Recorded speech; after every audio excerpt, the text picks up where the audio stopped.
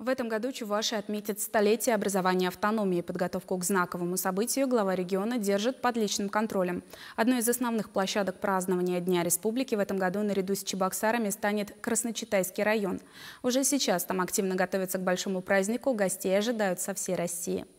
Основные мероприятия у нас будут проходить на 3 площадках. Мы открываем парк отдыха. У нас, к сожалению, вот такое для молодежи, молодых семей не было места, парка, чтобы с коляски там выходили на прогулки. Там и малые архитектурные формы, и там спортивная тропа для скандинавской ходьбы. Задействуем артистов не только Чувашской республики, но и традиционно, которые у нас родники России проходят, другие гости.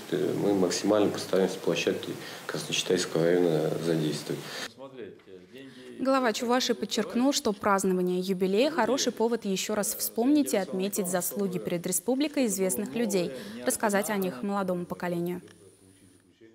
Наша задача – вовлечь максимальное количество людей, наших ветеранов, детей, и не забывать ни одного знатного человека по своим территориям, которые сделали очень многое для развития реального сектора экономики, для развития социальной сферы, как наши личности, это Алексей Николаевич Крылов, допустим.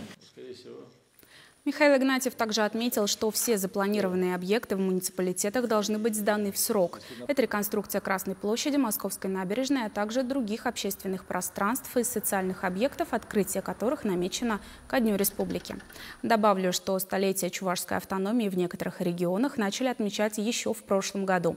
В рамках Дней чувашской культуры праздничные мероприятия прошли в Крыму и Самарской области.